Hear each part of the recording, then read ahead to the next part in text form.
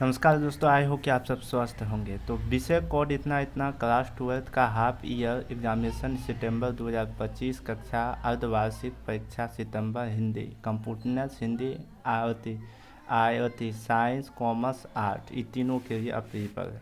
तो आइए इसका चलते हैं ऑब्जेक्टिव के ऊपर।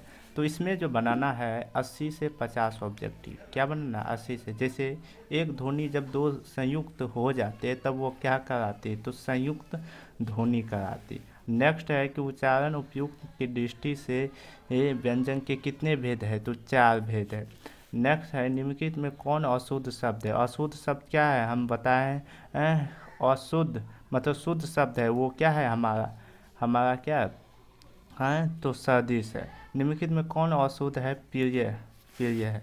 नेक्स्ट देखते हैं, कहता निम्नलिखित में इकहारा वर्ण क्या है, तो इकहारा वर्ण क्या है जिसमें 2 डैश लगा है उसे इकहारा कहते हैं। प्रशांत महासागर की संज्ञा क्या है, तो प्रशांत महासागर क्या है, एक प्रकार से जातिवाचक है।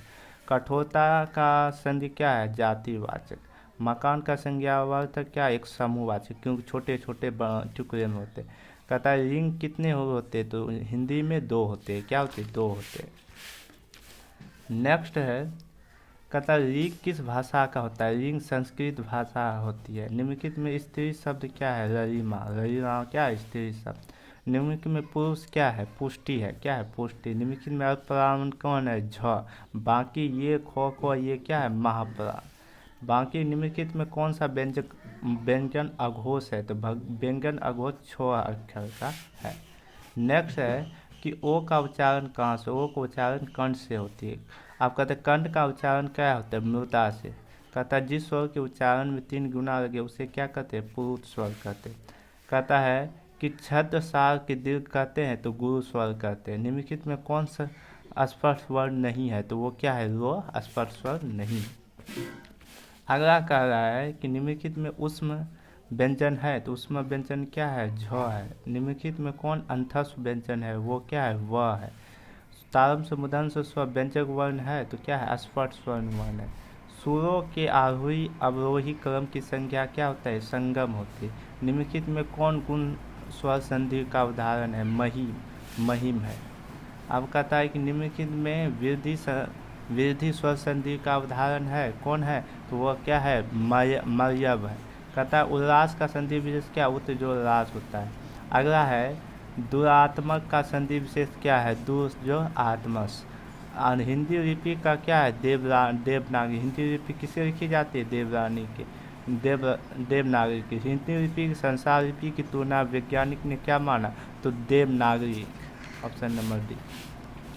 नेक्स्ट है कि आदत बहुवचन रूप है, तो आदत क्या है, आदतों बहुवचन है।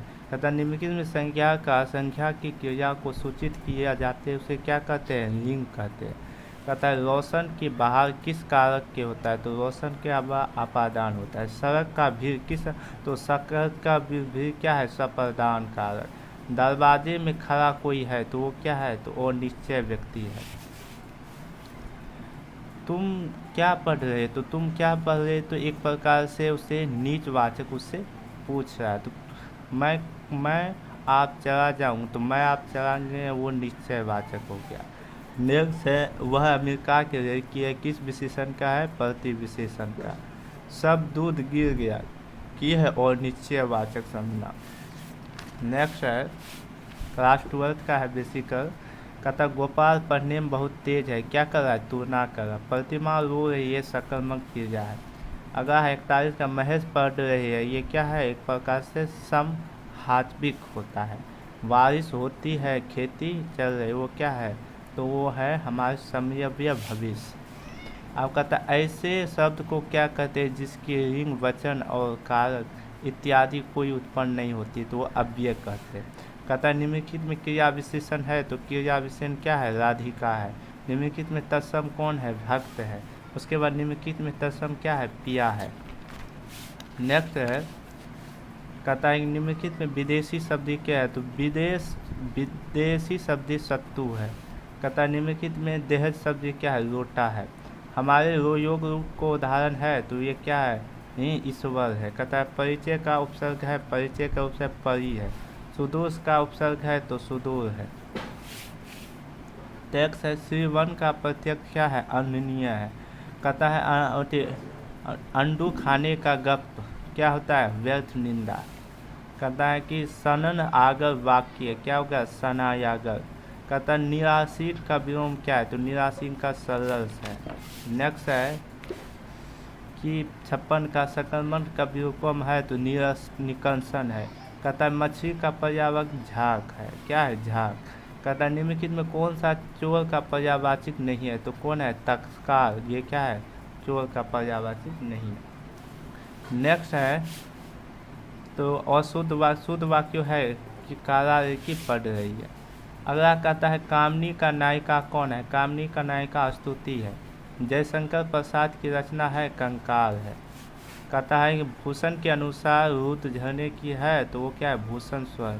नाभास दास के अनुसार मुंह को देख पाता है नहीं तो वो क्या है, कृष्ण दास। नेक्स्ट है कहता है तुलसीदास के पति श्री राम किस भाषा का प्रयोग किया था, तो किस भाषा किया था, केरासु गरीब नासु। तो ए और बी दोनों का भाषा का प्रयोग किया। ए अनुसार कहता है तुलसीदास के अनुसार आनंद की तीनों का रूप क्या है, जो आनंद नंद बाबा यशोदा के पास है। कहता भूषण के पिता का क्या नाम है, भूषण का पिता था रत्नाकर त्रिपाठी। नावादास क्या थे, सुहु संतपासक महाअतिराम भक्त थे। एक बात कहता है तुलसीदास के प्रथम पद जननी किसको सम्मति कहते हैं, माता जानकी को। सूरदास के नंद बाबा किसके गोद में खा रही है, तो कृष्ण के गोद में। कहता है कवि जायंसी के अनुसार नष्ट होने वाली खुशबू ठीक उसी प्रकार होती है, ठीक उसी प्रकार जायंसी रहने से क्या होगी, तो क्या होगी, हमारे अहंकार रूपी गाथा हो जाएगा। तुमुर कोहार कहर की प्रचिता कौन है, तो हमको बताए थे कि शमशेर जो है तुहुन नहीं होती, जयशंकर प्रसाद है, क्या है, जयशंकर।